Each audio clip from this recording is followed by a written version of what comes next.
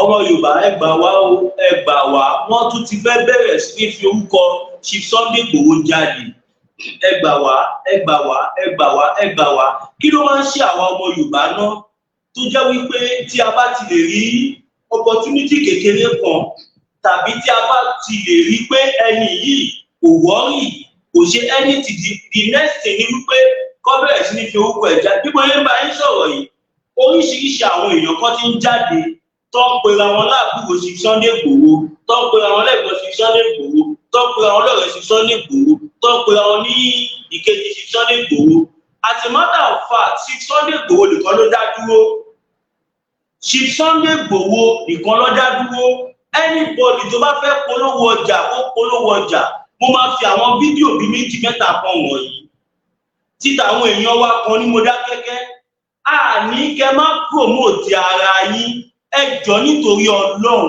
Tẹ́ bá fẹ́ promote ara yín, ẹ promote ara yín based on your personality and your credibility. Ẹ jọ̀ọ́ nítorí Ọlọ́run. Àwa ọmọ Yorùbá lápapọ̀ là ń sọ ọ̀rọ̀ yìí. Torí wípé etí mi ti fẹ́ ya lẹ́nu ìjẹta sí èní yìí. Etí mi ti fẹ́ ya. It is now becoming out of hand. Ó ti fẹ́ go out of hand. Ó ní bọ́dà mi kan aláwọ̀dé. Ìjọ kan mo ti pè wọ́n rí and àjọ sọ̀rọ̀ àjọ kíra. Mo wá rí pé àwọn interview kan wà tí wọ́n ṣe tí wọ́n release tó jẹ́ wípé it's fine but nísìnyí báyìí ó ti fẹ́ máa tàbùkù bá Olóyè Sunday Adéníyì Adéyẹmọ Ìgbòho Òòṣà. The only person tá a mọ̀ mọ́ sí Sunday Igboho ni Ifá Igboho. Ifá Igboho nìkan la lè fọwọ́ ẹ̀ sọ̀yà ó jẹ́ alákíkanjú tó jẹ́ family sí Sunday Igboho. Wọ́n pọ̀ tí wọ́n jẹ́ alágbọ̀tá ẹni tí gbogbo wa mọ̀ níta gbangba ní Ifá Igboho. Kò dẹ̀ dìgbà tó bá sọ fún Ifá Igboho rè wọ́n jọra wọn ìlà kan náà lọ́kọ̀ wọ́n jọ rí bákan náà. That is the only person ẹ jọ nítorí afọlọ́ọ̀gbẹ̀ yìí. Nígbà tí Chief Sunday Igboho ń ṣe gbogbo wàhálà yìí, níbo ni gbogbo yín wà? Gbogbo nǹkan tẹ ní, gbogbo nǹkan tẹ gbé dání ẹ dákẹ́ ni. A ò sọ pé kẹ́yìn náà máa ṣú ara yín. Ẹ jọ̀ọ́ ẹ má lọ mọ́ ẹsẹ̀ Chief Sunday Igboho. Mi ò fẹ́ sọ̀rọ̀, ṣùgbọ́n etí mi ti fẹ́ kún. Etí mi ti kún. Kódà gbọ́ àwa mídíà pé pe group call ní àná. Torí pé ọ̀pọ̀lọpọ̀ àwọn èèyàn tó wà níta tẹ́ bá rí àwọn voice note tó fi ránṣẹ́ sí wa kẹ̀rọ lọ́wọ́ abáyìn ó wá dàbí pé àwọn mídíà láti kífẹ̀ bá orúkọ Igboho jẹ́. Ẹ jọ̀ọ́ torí ọ̀rẹ́ má bàyé jẹ́. Tọ́ba wọn mọ níṣẹ́ ewé máa ń fi tọmọ jẹ ni. Ẹni wa agbára tó pọ̀ tó ìlọ́wọ́ akáṣí Sunday Igboho mọ́lé ni èèyàn kọ́kọ́ tún ní yóò yọjú síbẹ̀. Mo lè kárí àwa tá yọjú ní àárọ̀ ọjọ́ kejì.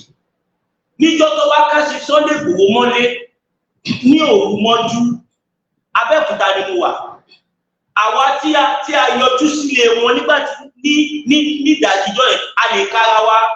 Mọdákẹ́kẹ́ lẹ wà ń fẹ́ bẹ́ẹ̀ yẹn a sọ pé iná dúró re ọ̀gá ní Mọdákẹ́kẹ́ ṣùgbọ́n ẹ jọ̀ọ́ ẹ gbéra yín jáde lọ́tọ̀ kó má tún dàbí ọ̀rọ̀ Felix Bankole. We have to come out and say this. Ẹ jọ̀ọ́ nítorí Ọlọ́run gbogbo ilẹ̀ Yorùbá ló ní Chief Sunday Igboho kò ṣe Mọdákẹ́kẹ́ àbífẹ́ ló ní Chief Sunday Igboho. Tẹ́bádẹ̀ wo Mọdákẹ́kẹ́ tẹ̀ ń sọ yìí gbogbo àwọn tó jagun Mọdákẹ́kẹ́ àlejò ni wọ́n. Chief Sunday Igboho sọmọ Mọdákẹ́kẹ́ ọmọ Igboho ni wọ́n. Pásítọ̀ wọn sọmọ Mọdákẹ́kẹ́ ọ̀pọ̀lọpọ̀ wọn bẹ́ẹ̀ dọ́bù wọn sọmọ Mọdákẹ́kẹ́ gbogbo àwọn tí wọ́n jagun Mọdákẹ́kẹ́ àlejò ni wọ́n. Ẹ jọ̀ọ́ nítorí Ọlọ́run ẹ jẹ́ kí fámílì àwọn ènìyàn náà sí mi torí èmi personally torí pàwọn èèyàn mọ̀ pé mo súnmọ́ sí Sunday Igboho tẹ́lá mo tẹ́tí mi ti gbọ́ ẹ jọ̀ọ́ nítorí Ọlọ́run ẹ jẹ́ káwọn fámílì sí Sunday Igboho sí mi ẹ jẹ́ kó sí mi náà tẹ́ ń wá aṣọ òògùn tẹ́ ń ṣe kíní tẹ́ ń ṣe gbogbo ẹ̀ Fúlàní wà nùgbọ́ ẹ̀ lọ́ba ọjà náà. Ẹ jọ̀ọ́ nítorí Ọlọ́run ẹ yé fi orúkọ sí Sunday Igboho ṣe marketing wọn. This is getting out of hand. It's getting out of hand for crying out loud. Ọ̀pọ̀lọpọ̀ èèyàn bílì pé aláwọ̀dé jẹ́ nídìí Yorùbá nation ni. It's not part of us. Tẹ́ bá gbọ́ àwọn ọ̀rọ̀ kò bá kún gbé tí wọ́n sọ sí mi tó ń sọ sáwà mídíà pé ṣé a tún ti fẹ́ gbàbọ̀dè fún Igboho ni, ṣé a tún ti fẹ́ gbàbọ̀dè fún Igboho ni, kí ni túmọ̀ gbogbo yẹn náà? Àgbà tó lómi inú kì í pariwo náà, inú lókun ẹyẹ dẹ̀ máa ń gbé. Ẹni kẹ́ni ẹni agbára báyìí, ẹni èlé, ẹni gbá, ẹlá, wọ́n ń pa àwọn èèyàn lókè Ògùn látijọ́ yìí, a ò rí yín náà. Ifẹ̀ ní ọ̀dọ̀ yín bẹ̀ yẹn, ó nìkan táwọn Fúlàní darandaran tó ń fojú yín rí bẹ̀, ẹ jáde síta. Àwọn Fúlàní pa àwọn èèyàn ní dimu yín níbẹ̀ yẹn, ká tẹ̀sọ́ pé bàbá dá after all ẹ̀ bàbá dá sọ̀rọ̀ Yorùbá nation fine, àwọn tí wọ́n tún pa nítòsí yín, ó jẹ́ kẹ́ lè rí kọ̀ọ̀kan ṣe sí náà. Ó jẹ́ kẹ́ lè rí kọ̀ọ̀kan ṣe sí for crying out loud. Nígbà tí máa lo marketing strategy, tẹ́ bá fẹ́ lo marketing strategy, nígbà tí dárúkọ Igboho, ọmọ Yorùbá tó gbọ́ ọdún káwọn ọmọ Yorùbá tí wọ́n mọ bó ṣe ń lọ ọwà. Tẹ́ bá gbọ́ àwọn, tẹ́ bá mọ ẹnu alẹ́ àná sí àárọ̀ yìí tí bàbá Gbàgede Ìmọ̀ tí wọ́n gbé fídíò yẹn jáde, fóònù mi ti fẹ́ fàya. Èmi lè mọ̀ pé bàbá Gbàgede Ìmọ̀ ò mọ̀, wọ́n believe pé ìkejì olóyè gọ̀gọ̀ lẹ́nu yẹn. Ẹni tàbí ẹ̀ ń sọ yìí nígbà tí Sunday Igboho ń jagun gan, ọmọ kékeré ni, ọmọ àgbékọ́rùn nígbà tí Sunday Igboho ń jagun. Ẹ ṣe lè wá máa pè ní ìkejì olóyè Sunday Igboho. Ṣé gbà tí wọ́n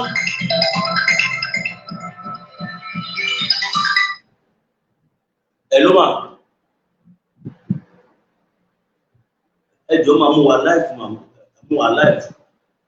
Orí ọ̀rọ̀ àwọn ọmọ bọ̀bọ̀ tí wọ́n pe àwọn ní ìkejì olóyè tí wọ́n bẹ̀rẹ̀ táwọn èèyàn kọ́ ń pè wá káàkiri tó bá fẹ́ polówó ara wọn tó máa lórúkọ olóyè. Àpéyìnpadà mà. Ó láwọn kan tí wọ́n láwọn ọmọ Mọdákẹ́kẹ́ nǹkan kan tí wọ́n dẹ̀ jáde tó ń pe àwọn ní ìkejì olóyè. Kò jẹ́ kó rí bẹ́ẹ̀ náà.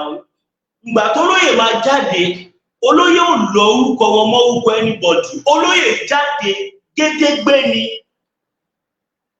Nígbà tí olóyè máa jáde, kódà bàbá wa Ààrẹ Ọ̀nà Kakanfò ilẹ̀ Yorùbá wọn yìí jáde gbà yẹn. Nígbà táwa ọmọ Yorùbá kan tí a kóra wa jọ, ta yarí kanlẹ̀ pé yẹsẹ̀ bó ṣe ń pa wá ìbò tọ́, a lè gbé lọ bá olóyè. Olóyè rẹ̀ tẹ̀wọ́ gbà wá tọwọ́ tẹsẹ̀, wọn ò dúró kẹ́nìbọ̀dì wá fẹ́ àṣẹ lé fún wọn. Olóyè tẹ̀lé àwa ọmọ Yorùbá ni. Nígbà tí wọ́n dẹ̀ tẹ̀lé àwọn ọmọ, wọ́n dẹ̀ ṣíwájú ni. Kò ń ṣe pé wọ́n wà nínú ilé àbọ̀ wà ní kọ̀rọ̀ ibì kan tó wọ aṣọ ògùn. Gbogbo wa láti mọ olóyè ká tó pè wọ́n sí Yorùbá nation. Ẹ jọ̀ọ́ nítorí Ọlọ́run, ẹ má sọ kọ̀kọ̀ fún wa mọ́ nípa olóyè. Bẹ́ẹ̀ náà ni mo rí tẹ̀ interview ìyá kan tí ìyá ẹ̀ sọ pọ̀pọ̀ ó lè ṣe kinní kan, ó lè ṣe gbá. Tẹ bá sọ̀rọ̀ lọ sọ̀rọ̀ bọ̀, kẹ̀kẹ́ lọ mọ́ olóyè. Tẹ bá sọ̀rọ̀ ẹ jọ̀ọ́ nítorí Ọlọ́run, mo fi Ọlọ́run bẹ̀ yín ní ìwà bá yín jà. Ìjà kọ́ lélẹ́yìí. I just have to come out and because it's getting out of hand. Ẹ jọ̀ọ́ nítorí ọ̀tẹ́ bá fẹ́ ta monetization, àwọn program tẹ lè ṣe wà. Àwọn program tí ẹ lè ṣe, Yorùbá Dùn Online TV ni mo tún bá awúbá ìlú. Àwọn program tẹ lè ṣe wà tí ò ní jẹ́ pé bóyá kẹ máa lọ gbogbo ẹ̀mọ́ olóyè kò make sense. Àwa táwà pẹ̀lú wọn 24 hours ìbọn àkókò àṣebáyìí náà.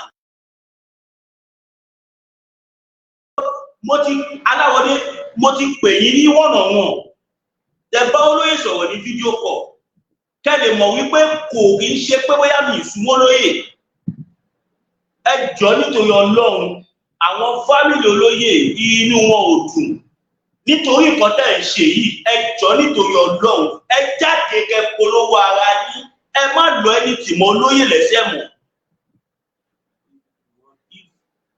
They are CSI second. They let them go out and fight Fulani as it's not at home that what is up. Ṣẹ̀rí bẹ́yẹn, bàbá mi sọ Sam, wọ́n ní tó bá jẹ́ pé bóyá wọ́n dúró rẹ bí olóyè tàbí wọ́n jọ wà pẹ̀lú olóyè tàbí nǹkan kan, wọ́n ní bí olóyè ṣe sí nílé, ẹ̀yin ló yẹ kẹ́ máa péjọ́.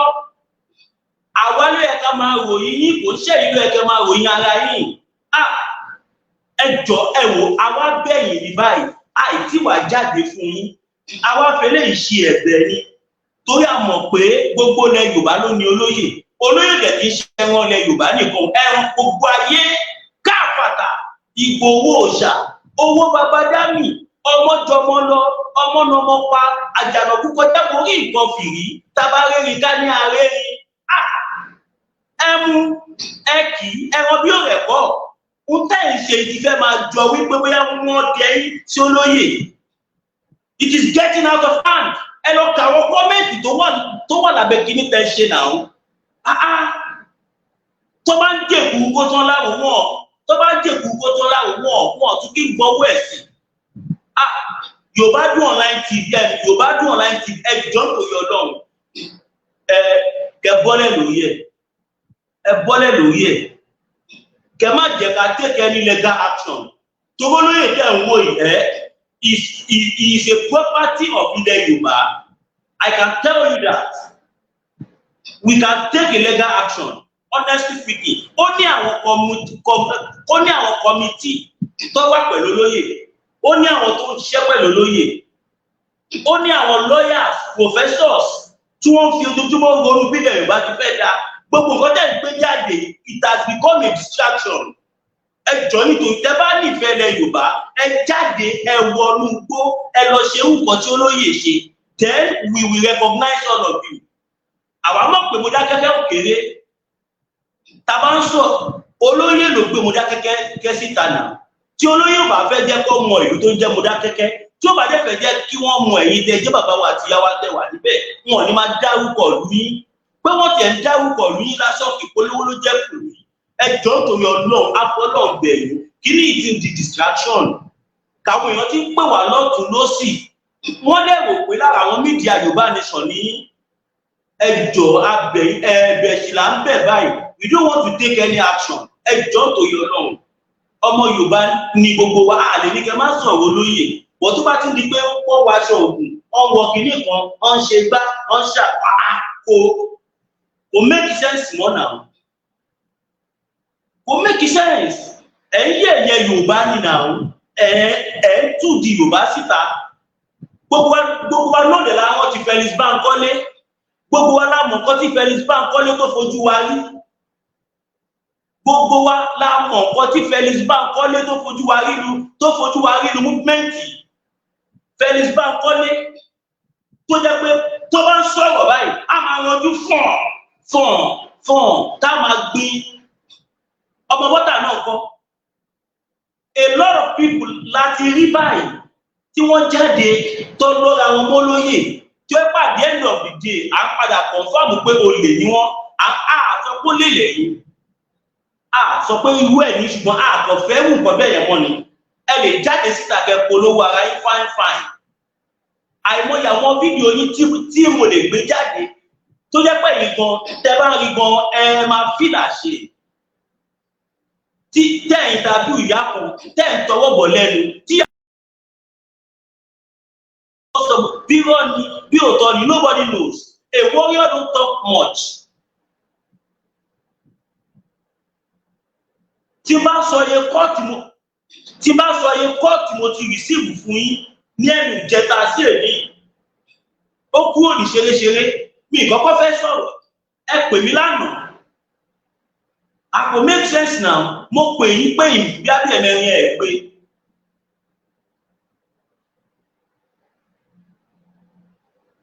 ẹ jọ̀ọ́ nítorí Ọlọ́run kẹ má jẹ́ kó dìgbà tàbá wá ń járàǹkì ara wa o ẹ jọ̀ọ́ nítorí Ọlọ́run Chief Sunday Igboho ti kọjá ogbó lẹ́bù tí ẹ̀ wò yẹ o Igboho kì í ṣe kẹtẹ jẹ ká títí ọkọ pílẹ orin títẹ èmi náà wà. lẹ́nu ọba ti jọ ẹnu Yorùbá ò lè jọ ẹ má fọ́n ta lọ́rọ̀ sọ kọ́ má ba mọ̀dé abájọ wa ẹ̀tàn náà fi gbàṣẹ ṣe lọ́wọ́ wa òye wa níṣẹ́ náà brainwash wa torí tó bá dìgbà kan fẹ́ mú wa náà ṣe gbàṣẹ ṣe lọ́wọ́ wa Yorùbá ẹ ti ń sùn àní ẹyẹ sùn ó yẹ ẹjí máa sùn kọ́ má padà mú wa ní rógun èṣù torí ogun ń bọ̀ o.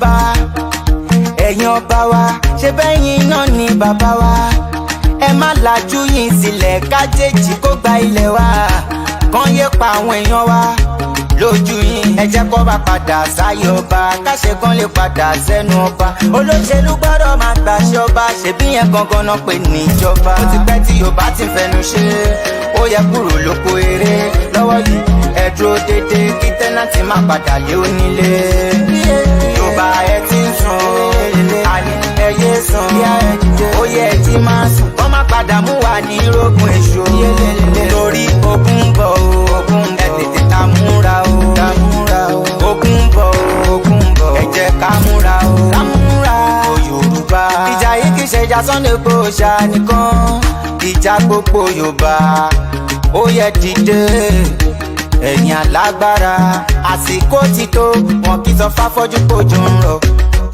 òun kan máa mọ̀ ẹ jáwọ́ lápọ̀n tí ó yọ ẹ já gbómi lákàánú ìgbọràn sàn jẹbọ rírú ẹ jẹ́ kójú àlà tó rẹ ó dúdú kò sẹ́nibọ̀dì tó lè rínú Yorùbá ló dalẹ̀ jù ẹ má fi bínú ẹrù yìí tó ra ẹ̀yin Yorùbá gbogbo Yorùbá ẹrù yìí tó ra ìfẹ́ yọ yín nínú òkun lẹ́ ń gbógun tì ẹrù yìí tó ra olótìtọ́ ṣe máa jẹ ọ̀tá yín ẹrù yìí tó ra ẹ̀yin lẹ dalẹ̀ Abíọ́lá táwọn lọ́wọ́ ẹrù yìí tó ra ẹ̀yin lẹ dalẹ̀ Túndé Ìdí Àgbọn ẹrù yìí tó ra ìjọ wo wà ní Yorùbá máa gbọ́n ẹrù yìí tó ra Yorùbá gbọ́n àtẹnujẹ ló ń pa wọn ẹrù yìí tó.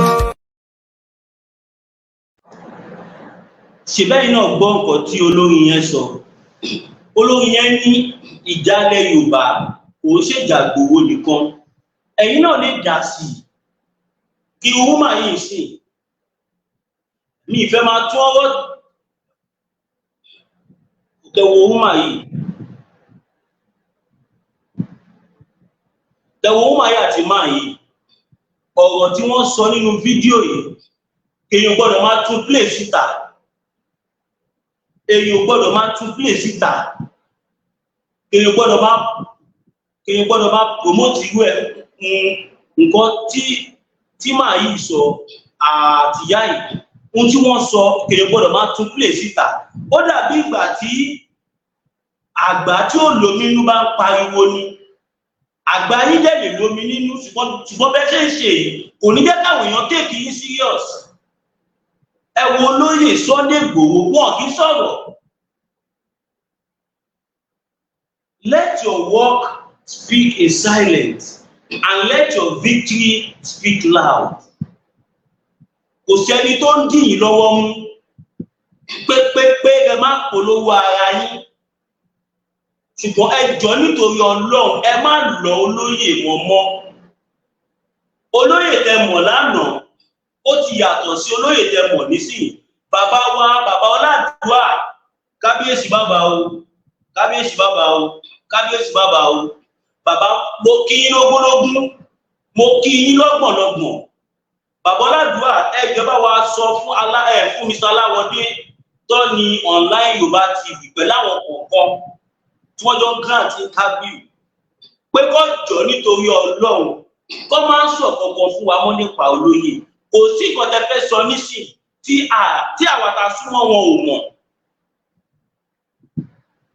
ọ̀pọ̀lọpọ̀ wá ti mọ̀ sí Sunday Igboho kó tó wá Mọdákẹ́kẹ́ ẹ ti fẹ́ jẹ́ kó máa rí nǹkan tẹ́ ń ṣe fígbà tẹ́ ń áàtì fíìmù ọ̀rọ̀ Yorùbá nation kì í ṣe fíìmù kọ́ ẹ wò kó tó ká mọ́ lóyè kẹwọn tó tí wọ́n kó wá ká mọ́ wọn nílé nìbàdàn ní July 1st ẹwùn tó tí wọ́n gbé wá ká wọn mọ́lé kò ṣeré fíìmù kọ́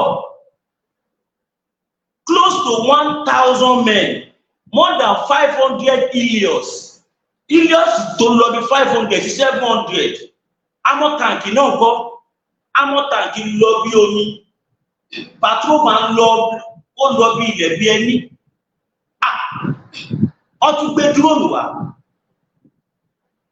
síbẹ̀síbẹ̀ ẹni tó wá ká mọ́lé wọn ò rí kankan kan ò rí àfihàn kí lẹ wá fẹ́ sọ fún wa nípa ènìyàn tó fẹ́ tó yẹn? Gbogbo nǹkan tó ṣẹlẹ̀ ní Mọdákẹ́kẹ́ kò ṣojú tiwa, ṣùgbọ́n bí gbogbo ẹ̀ ṣe ń ṣẹlẹ̀ àwa náà kéré 1997 àwa náà kì í ṣọmọ àgbékọ́rùn gbà yẹn, a kì í ṣe ìkókó gbà yẹn, a ń ṣe kókó gbà yẹn. Gbogbo wa la gbọ́ nǹkan tí olóyè Sunday Igboho ṣe. Ẹ lọ wo ẹni tó forúkọ Chief Sunday Igboho ṣe fíìmù. Chief Sunday Igboho kọ́ ló ní kó forúkọ àwọn ṣe fíìmù, ó dẹ̀ forúkọ wọn ṣe fíìmù nìyẹn. Gbogbo ayé dẹ̀ tẹ̀wọ́ gbà. Ẹ jẹ́ káwọn èèyàn ròyìn yín, ẹ má ròyìn ara yín. Ojúlówó tó yónú. Bàbá Ọládùá ẹ jọ̀ọ́ ẹ bá wa bá Aláwọdé sọ̀rọ̀ pẹ̀lú àwọn yòókù. Kíní ìdí tì wá lójú. Káwọn èèyàn jẹ́ ká sinmi, jẹ́ káwa ta súnmọ́ lóyè sinmi. Ìṣẹ́jú ló ń pè. Torí mo fi fóònù mi sí silent ní bá máa gbọ́ bó ṣe ń dúlá. Bí mo ṣe ń ṣe program kọ́ọ̀ sì ń wọlé. Kọ́ọ̀lù wọlé. Ẹ jọ̀ọ́ ẹ má amọ̀pẹ́ nífẹ̀ẹ́ Ìgbòho ni ṣùgbọ́n fẹ́ tí Mr. Aláwọdé ní sí Ìgbòho yìí ó ti fẹ́ máa bọ́ sódì. Ẹ jọ̀ọ́ torí Ọlọ́run ẹ má jẹ́ kó dìgbà tàbá wá ń take legal action. Yorùbá nation has a body. Movement ti Chief Sunday Igboho wà nínú ẹ̀yìn. Àwọn Chief Sunday Igboho kọ́ ló nira wọn o. Bóyá ẹ̀mí àwa ọmọ Yorùbá la ni wọ́n káàkiri àgbálá ayé. A ní committee and our movement has a body tí wọ́n pè ní YSDM, Yoruba Self-Determination. We also have another organization called Yoruba World Media. Gbogbo media àgbáyé tọ́jọ́ ọmọ Yorùbá ká bẹ́ẹ̀ lọ wà. Mr. Aláwọdé yóò sí nínú organization yìí, wọ́n wà pẹ̀lú wa. Ṣùgbọ́n èyí lè wá fẹ́ jẹ́ káwọn èèyàn máa fún wa lórúkọ tí ò ṣe tiwa. Kò bójúmu pàápàá, kò make any sense, kò fọ́nì mọ́. Ó ti fẹ́ máa dà bí pé bóyá bí kéèyàn fẹ́ gbàbọ̀dé fún yàn. Ẹ mọ̀ pé nǹkan tẹ́ ń ṣe ìgbọ́n lè kó bẹ́yìn fún ara yín. Nǹkan tẹ́ ń ṣe ó lè kó bẹ́yìn fún ara yín. Torí tí Nàìjíríà tó bá di pé fídíò yìí bẹ̀rẹ̀ sí ní lọ sókè sí yìí, tí Nàìjíríà gọ́ọ̀mẹ̀ntì bá rí, ó máa rò pé òótọ́ lẹ̀ sọ ni, ó máa dájú sọ yín ni. Tó bá wá dájú sọ yín, kí lẹ fẹ́ máa sọ? Ẹ má jẹ́ ká torí owó YouTube kẹ fara yín sí wàhálà tó jẹ́ kẹ fara yín sí. Ẹ ṣẹ̀ṣẹ̀ ń dúró YouTube channel yín ni kẹ ọ̀rọ̀ máa ṣe wẹ́rẹ́wẹ́rẹ́wẹ́rẹ́. Dandan kọ́ ni kẹ máa tọwọ́ bọ̀ fún àwọn èèyàn. Àwọn tẹ́ ẹ̀ tọwọ́ bọ̀ lọ fún yìí ẹ mọ̀ pé kò kí ń ṣe Yorùbá nìkan ló ń wo àwọn fídíò tẹ́ ẹ̀ ṣe yẹn. Fulani ń wò, Igbo ń wò, Yorùbá ń wò, Haúsá ń wò, Tápà ń wò, Ìgèdè ń wò. Kódà àwọn tí wọ́n ń ṣara Nàìjíríà ń wò tí wọ́n jẹ́ elédè míì tó jẹ́ táwọn ìṣẹ̀dá kan dẹ̀ wà. Nǹkan táwọn máa ń ṣe ni wípé kó máa dájú sọ ẹni tó bá ti jálágbára kó pa kó ṣàjáwọ̀ nìkan ló máa jálágbára. Kẹ́ ẹ̀ wó lọ́bẹ̀. Tẹ́bà gbọ́ngàn tí mo sọ dáadáa, àwọn ìṣẹ̀dá kan wà. Àwọn tó bá jálágbára ló máa ń dájú sọ. Ọ̀ṣẹ̀ wọn gbọ́ tó bá kàn ti pálágbára ní ẹni tí wọ́n bá pàwọn ní sinmi. Irú àwọn èèyàn bẹ́ẹ̀ ní sí tó bá rí gbogbo bí ẹ ṣe ń sọ̀rọ̀ yìí, tó bá rò pò tó lẹ̀ sọ, tó bá kọlù yìí kọ́. Ẹ má jà torí nǹkan tí a fẹ́ jẹ ká bà ọjọ́ ọ̀la wa jẹ́. Àbá ẹ má jà bà ọjọ́ ọ̀la wa jẹ́. Ẹ má jẹ́ ká torí nǹkan tí a fẹ́ jẹ. Olóyè Sunday Igboho tí ẹ fẹ́ kéèyàn ròyìn àwọn. Iṣẹ́ èèyàn ló máa ń ròyìn èèyàn. Iṣẹ́ èèyàn ló máa ń polówó èèyàn. Àgbà tó lómi nínú kì í pariwo. Ẹ jọ̀ọ́ nítorí Ọlọ́run, ẹ má sọ kankan fún wa mọ́ nípa olóyè. Tẹ bá fẹ́ ṣe normal program, tẹ fẹ́ dárúkọ wọn, it's fine. Chief Sunday Igboho èèyàn tó dá ni wọ́n jà fún ilẹ̀ Yorùbá. Èmi kọ́ ni màá kọ́ yín nìkan tẹ máa sọ. But ẹ jọ̀ọ́ ẹ má tọwọ́ bọ inú àṣírí Yorùbá mọ́. Ẹ jọ̀ọ́ nítorí Ọlọ́run. Ẹ dẹ̀ má lọ orúkọ olóyè mọ́ orúkọ anybody mọ́. Afọlọ́run bẹ̀rẹ̀.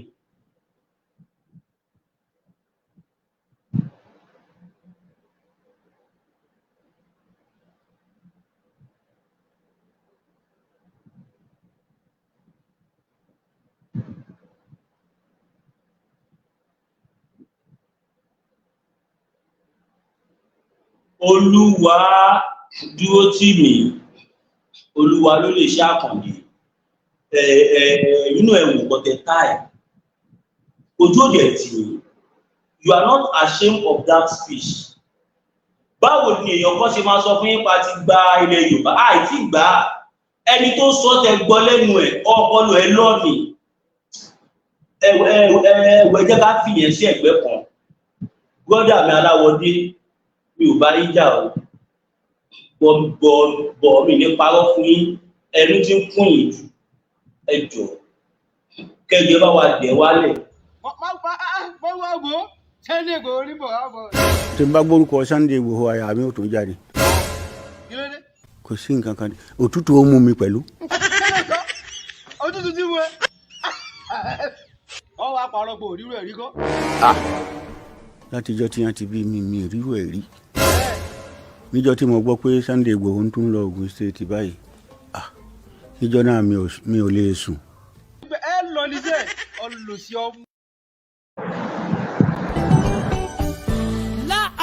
Bitter tea ẹkùn tí ń wọ̀yá àjà pẹ̀lú àwọn kíndìnrín tó ní stone nínú ìyẹn kidney stone yóò mẹ́ẹ̀tì ẹ̀ tẹ́sí yádànù nínú àgọ́ ara yín òun kan náà ló ṣiṣẹ́ fún liver ìyẹn àìsàn jẹ̀dọ̀jẹ̀dọ̀ a sì tún máa ṣiṣẹ́ fún ààtì ìyẹn ìṣòro àìlèmí sókè sódò dáadáa láàólà bitter tea ló tún ṣiṣẹ́ fún ìfúnpá gíga ìyẹn high blood pressure bákan náà gbogbo ẹ̀yin tẹ́ ẹ bá ní ìṣòro ìsétọ̀ tí a mọ̀ sí prostate cancer gbogbo àwọn àìsàn tá a là kalẹ̀ yìí pátápátá òun ni láàólà Aba bitter tea yóò bá wà yá àjà ìṣòro ara ríro ńkọ́ láàólà bitter tea òun ni kẹ́ ẹ gbẹlura láti wá rí egbòogi láàólà bitter tea rà àbí tẹ́ ẹ bá fẹ́ mọ ibi tí wọ́n tẹ̀dó sí ẹ mẹ́sẹ̀gì wọn lórí àwọn WhatsApp numbers yìí +447-4245-27137 àbí àwọn Nigeria numbers yìí 08033194355 tàbí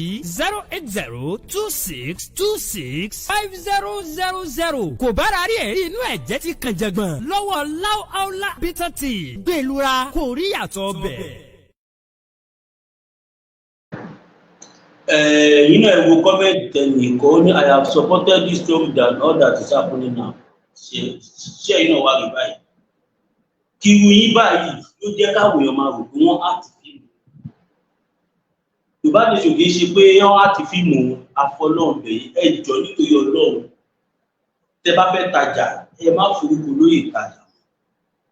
Ẹ jọ̀ọ́ nítorí Ọlọ́run. Ní kẹ́ máa sọ̀rọ̀ wọn ní orí YouTube channel yín. Ní kẹ́ máa lo fọ́tò wọn. Ní kẹ́ máa lo anything. Ṣùgbọ́n ẹni tó bá ti lọ́wọ́ pé ẹ wá polówó èèyàn ẹ má lọ mọ́ olóyè mọ́. Afọlọ́ọ̀bẹ yín o. A fi Ọlọ́run bẹ̀ yín. Ẹ jọ̀ọ́ nítorí Ọlọ́run. Ṣé ipá ń bẹ̀ yìí ní báyìí? À ń bẹ̀ yìí kẹ́ má bàa bẹ̀ wá ni. Gbogbo ọmọ Yorùbá lápapọ̀ ló ń sọ nǹkan tí mò ń sọ yìí fún yín. Ọlọ́run ṣe ẹ mọ̀ pé mo súnmọ́ lóye dáadáa. Fóònù mi ni mo fi pè yín tí wọ́n fi bá yín sọ̀rọ̀. Ní about 6 days ago tí ẹ ti ṣe gbogbo nǹkan tí ẹ ń ṣe yìí. Nígbà tẹ́ ṣe fídíò kan tẹ́ ẹ sọ̀rọ̀ nípa Mọdákẹ́kẹ́ tí ẹ sọ̀rọ̀ tó dá tẹ́ sọ àwọn ọ̀rọ̀ tí ò ṣe nǹkan tẹ́ ẹ sọ nísìnyí. Èmi fúnra mi ni mo pè wọ́n tí mo lè nípa kí tí wọ́n lè kí yín normal. Ṣe é pé wọ́n nífẹ̀ẹ́ yín kólóyè tó bá yàn sọ̀rọ̀. Ọlọ́run ṣe pé bàbá káwọn kọ̀ọ̀kan sọ pé tó táwọn bá pè lọ́wọ́ gbọ́dọ̀ pé wọ́n kì í ní wọn bá sọ̀rọ̀. Kólóyè tó gba fóònù lọ́wọ́ èèyàn tàbí kí wọ́n tó bá yàn sọ̀rọ̀ ó lọ fà. Tó ẹ jọ̀ọ́ nítorí Ọlọ́run. Olóyè ti kọjá gbogbo lẹ́bù tẹ̀lú yẹn. Gbogbo àwọn ọmọ Yorùbá dẹ̀ ti kọjá gbogbo lẹ́bù tẹ̀lú yẹn. Ẹ jọ̀ọ́ nítorí Ọlọ́run ẹ lọ stop ẹ̀. Ẹ lọ stop ẹ̀ afọlọ́run bẹ̀ yín báyìí. À ń bẹ̀ yín báyìí. À ń bẹ̀ yín kẹ́ má bàa bẹ̀ wá. Torí tá a bá take legal action ẹ ní láìkí ẹ̀.